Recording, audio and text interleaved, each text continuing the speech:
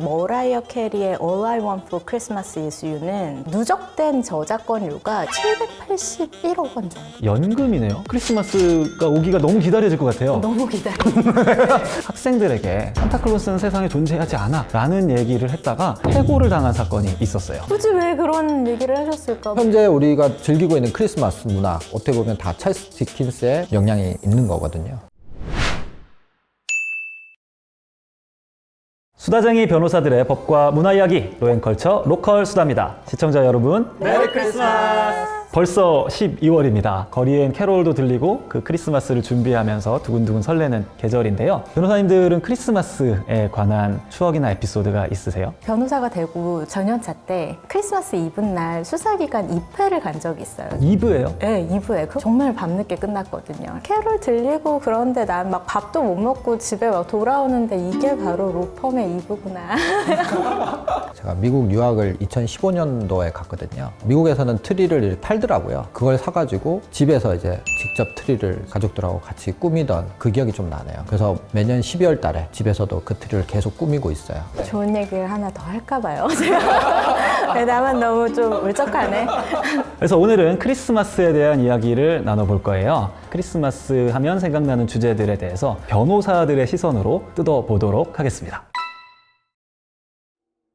먼저 산타클로스에 대한 얘기를 해볼까 합니다. 변호사님들 산타클로스가 언제 어떻게 유래됐는지 혹시 알고 계세요? 코카콜라랑 관련이 있는 거 아니에요? 코카콜라가 산타클로스의 유래는 아니고요. 산타클로스가 유래하게 된 게 4세기에 소아시아에 있었던 성 니콜라우스라는 성인에서 유래가 됐다고 해요. 이 성 니콜라우스 성인이 당시에 빨간색 주교복을 입고 어렵고 가난한 이웃들에게 선물을 나눠주는 그런 주교님이셨다고 하는데요. 이 주교님에 대한 이야기가 퍼지게 되면서 그 크리스마스 시즌이 되면 어려운 이웃들에게 선물을 하는 그런 관습이 생겼고, 네덜란드에서 미국으로 이민을 간 네덜란드 이민자들을 통해서 관습이 미국에도 전파가 되면서 성 니콜라우스, 세인트 니콜라우스, 샌 니콜라우스, 산타클로스 이렇게 산타클로스가 됐다고 합니다. 말씀하신 것처럼 세계적으로 좀 대중화된 이미지가 된 계기는 콜라 회사가 맞습니다. 콜라 회사에서 마케팅을 하면서 빨간색 옷을 입은 뚱뚱한 산타클로스의 이미지가 이제 전 세계적인 광고로 퍼져 나가게 됐던 거죠. 저희가 이제 산타클로스의 정체에 대한 얘기를 할 거기 때문에 혹시 이 영상을 시청하고 계신 12살이 안 된 어린이 시청자분들이 계시면 지금 당장 영상을 끄고 부모님께 가시기 바랍니다. 변호사님들은 산타클로스의 정체에 대해서 언제 몇 살 때쯤 처음 알게 되셨어요? 6살 때 유치원에 산타 할아버지가 오신단 말이에요. 산타 할아버지가 선물을 줬는데 그 선물 포장지가 우리 집에 있는 포장지였어요. 그 무렵부터 저는 사실은 알고 있었다. 산타클로스가 있는지를 몰랐던 것 같아요. 근데 이제 제가 산타클로스가 되고 있죠. 근데 이제 아들도 눈치챘죠, 이미. 다 알고 있어요. 아빠, 엄마가 주는 거구나. 서로 다 알면서 속고 속이는. 또 저도 8살 때쯤에 알게 됐었는데 크리스마스가 되기 전에 제가 그림 일기를 썼었어요. 이러이런 선물을 줬으면 좋겠다. 큰 모터보트였어요. 근데 이 모터보트가 굉장히 크다 보니까 산타 할아버지가 양말에다가 선물을 넣어서 줘야 되잖아요. 큰 비닐봉지에 선물이 걸려 있었어요. 제가 부모님한테 이상하다. 산타 할아버지가 왜 양말에 안 넣어주시고 비닐봉지에 넣어서 선물을 주셨다고 나는 라고 했더니 어머니가 머뭇 하시다가 사실은 아빠가 산 거야 라고 얘기를 하면서 저는 부모님의 자백으로 8살에 산타의 존재를 알게 됐습니다. 현실을 깨닫는 거죠. 그렇게 어른이 돼가는 거죠. 미국에서는 굉장히 재밌는 사건이 있었습니다. 미국의 한 초등학교 선생님이요, 학생들에게 산타클로스는 세상에 존재하지 않아 라는 얘기를 했다가 해고를 당한 사건이 있었어요. 2018년 뉴저지주 몬트빌의 한 초등학교에서 1학년 담임 대체교사가 반 학생들에게 산타클로스는 사실 세상에 존재하지 않아 라고 얘기를 했던 사건이 있었고요. 부활절 토끼나 치아 요정 같은 미국의 이제 동화 속 요정들 다 거짓이다라고 얘기를 해버렸대요. 좀 너무 선 넘은 거 아니에요? 동심 파괴자예요. 굳이 왜 그런 얘기를 하셨을까? 집에서 싸우고 나와서 그런 거 아닐까요? 그럴 수도 있고. 아시겠지만 미국이 굉장히 동심 지키기에 진심인 나라잖아요. 그래서 헬로윈이라든가 크리스마스 시즌이 되면 온 동네 사람들이 모여서 집을 꾸미고 동네 전체를 꾸미고 아이들의 동심을 지켜주기 위해서 굉장히 노력을 하잖아요. 근데 미국이 초등학교에서 이런 일이 있었으니까 이게 굉장히 큰 일이었던 거죠. 그래서 학부모들은 당연히 학교에 항의를 했을 거고요. 당시에 그 지역의 교육감까지 나서서 성명까지 발표를 했대요. 아이들의 상상력을 지키는 건 우리 지역사회에 굉장히 중요한 일이고 이 교사는 앞으로 우리 지역사회에서 다시는 교사로 일하지 못할 거다라고 교육감 성명까지 나왔다고 합니다. 그렇게 막 해고해도 돼요? 우리나라는 그렇게 해고 못할 것 같은데. 미국에는 이제 고용계약 중에 at will employment라고 해서 즉시 고용, 즉시 해고가 가능한 형태의 계약이 있어요. 우리나라의 고용계약과 달리 고용계약을 해지를 할 때 정당한 사유가 없어도 고용주가 원할 때 언제든지 해고를 할 수 있는 형태의 고용계약인데 미국의 대다수의 주에서 이런 형태의 고용계약이 인정될 뿐만 아니라 굉장히 광범위하게 맺어지고 있고 여기서는 이제 이게 미국의 교사 같은 경우에는 이제 대체 교사였다고 해요. 그래서 아마 계약직 교사에 가까운 형태였을 가능성이 높아요. at will employment였다고 하면 학부모들이 이 정도 원성이 있는 상황에서 계약 해지가 가능했을 거라고 생각이 됩니다. 우리나라는 어떨 것 같아요? 우리나라 같은 경우에는 헌법 31조 6항에서 교원의 지위를 법률로 정하도록 하고 있고요. 그에 따라 제정된 법률로 교원공무원법, 또 초중등교육법 등에서 국공립학교의 교사를 공무원의 지위로 인정을 하고 있어요. 그래서 임용을 할 때도 공무원에 준해서 하고 반대로 당연히 해고를 하거나 징계를 할 때도 공무원법에 정해진 절차에 따라서 굉장히 엄격한 사유와 절차에 따라 해고, 징계를 하게 돼 있거든요. 제가 관련된 법률들을 쭉 찾아봤는데 아무리 봐도 산타가 세상에 존재하지 않는다라고 말한 것만으로는 우리나라 법상으로는 교원의 징계 사유에는 해당하지 않는 걸로 보였어요.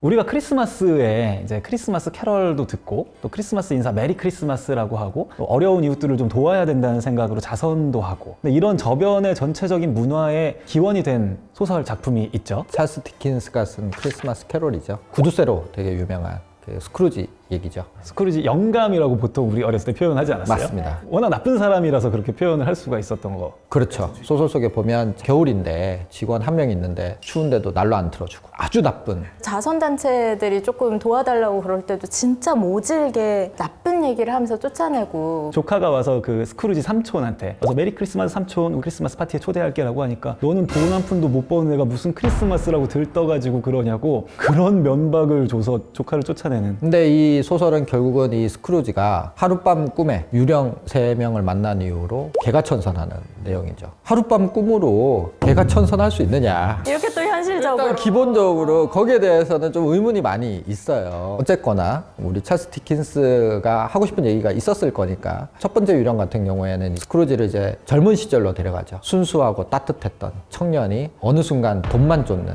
인간이 되어 가고 있는 스크루지를 보여준 거죠. 두 번째 유령이 와서는 이제 현재의 모습을 보여주는데 스크루지의 직원인 가난하지만 아들이 아픔에도 불구하고 행복하게 지내는 그 모습을 보여주죠. 세 번째 이제 유령이 와서는 스크루지의 미래를 보여주죠. 스크루지가 죽었는데 아무도 조문하지 않는 자신을 발견하게 되죠. 그런 꿈을 꾼 다음에 이제 주변 사람들한테 잘하고 하룻밤 만에 그렇게 사람이 바뀌었다. 찰스 디킨스가 이 소설 가지고 미국에 가서 책 낭독회를 했어요. 그 낭독회에 참석했던 자본가가 자기가 스크루지 같다며 반성하고 난 다음에 크리스마스 이브에 자기 이제 직원들한테 칠면조랑 선물 주고 크리스마스를 휴일로 만드는. 그 소설이 현실이 그래도 그렇죠. 됐네요. 그리고 찰스 디킨스의 소설이 유령과 같은 역할을 해서 사람들을 또 변화시킨 것도 있고. 그래서 현재 우리가 즐기고 있는 크리스마스 문화 어떻게 보면 다 찰스 디킨스의 영향이 있는 거거든요. 소설 자체가 영국의 산업혁명 시기에 쓰여졌던 소설이잖아요. 그래서 당시에 어린 아이부터 시작해서 뭐 공장에서 다 힘들게 일해야 되고 인간 소외가 심각해지는 이제 그런 상황이었는데 찰스 디킨스의 이 소설에 그러니까 뭐 자본가들이 비판하는 소설이었겠죠 당시에. 이 소설이 나오고 나서 어려운 이웃들을 살피고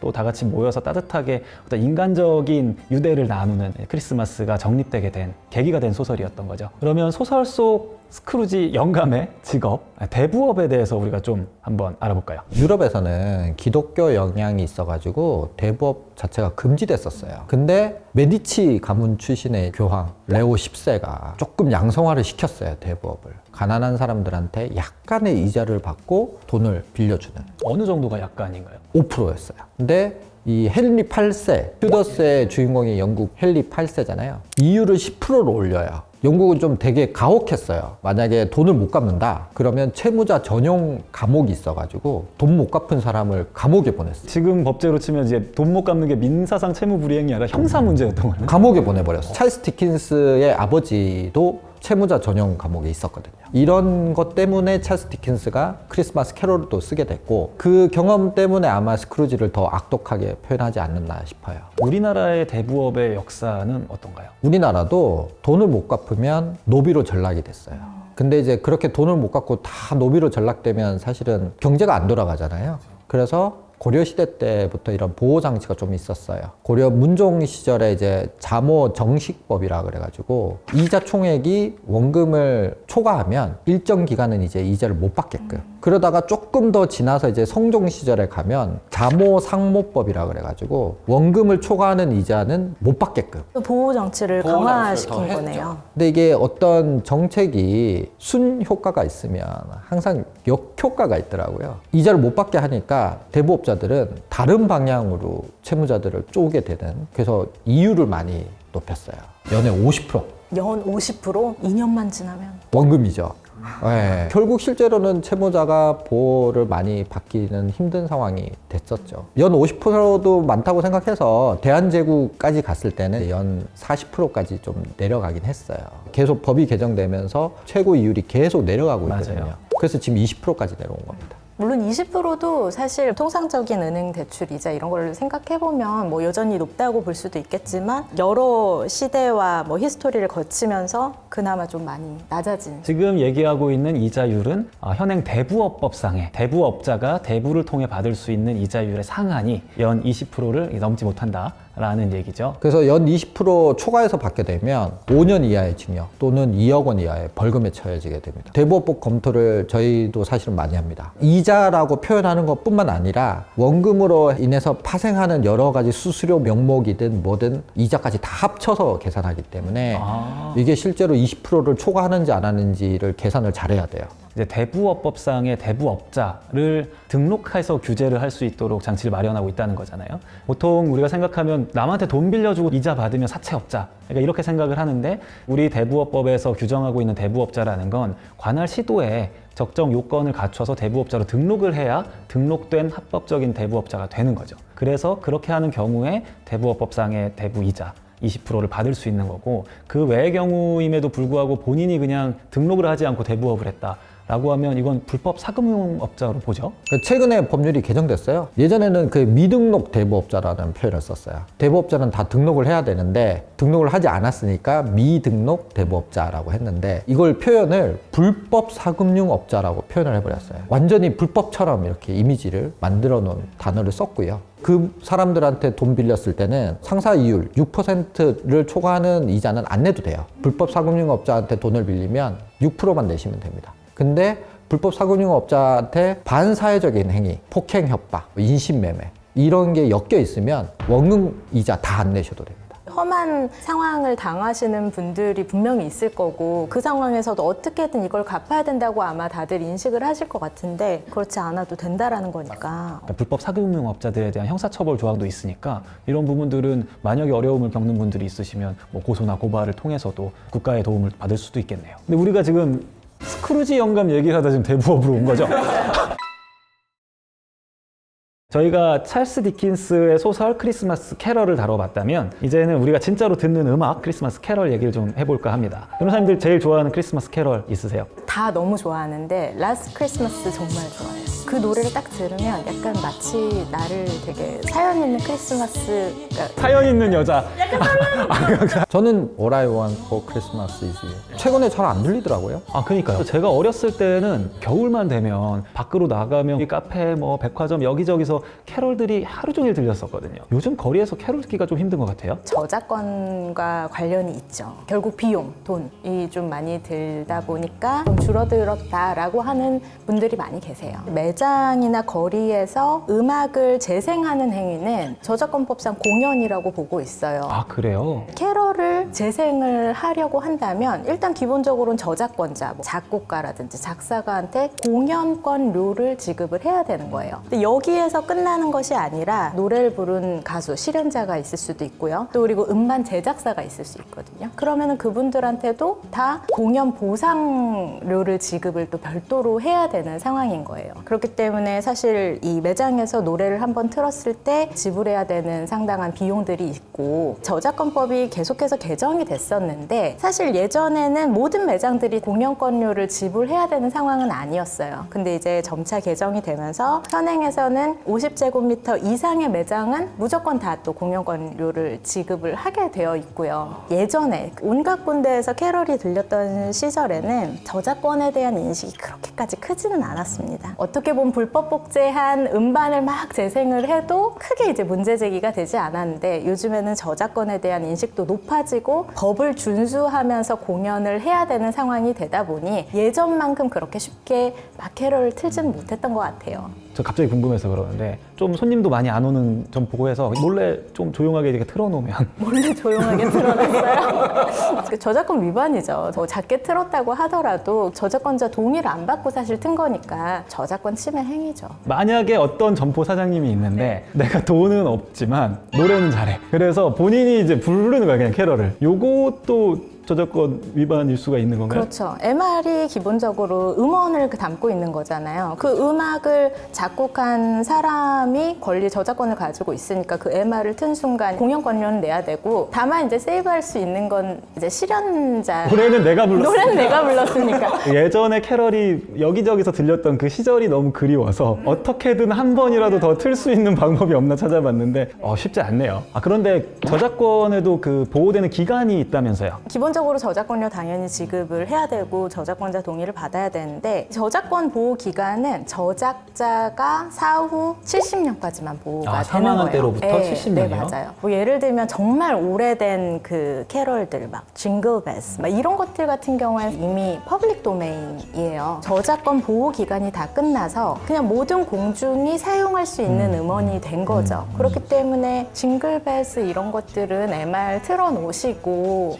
부르시면 됩니다. 부르겠다는 게 아니었어요. 왜 자꾸 라스트 크리스마스나 머라이어 캐리 노래 이런 노래들은 그러면 어떻게 돼요? 저작권의 완전한 보호를 받고 있는 곡이고 특히 그 머라이어 캐리의 All I Want for Christmas is You는 캐럴 연금이에요. 저작권료를 어마어마하게 받는 걸로 알려져 있죠. 누적된 저작권료가 2023년 기준으로 해가지고 781억 원 정도. 그건 머라이어 캐리가 혼자 다 받는 거예요? 물론 조금 나누겠지만 그래도 머라이어 캐리가 작사에 참여를 했거든요. 그리고 또 노래도 불렀잖아요. 실현권도 받고. 그러니까 사실은 상당한 지분을 가지고 있는 거죠.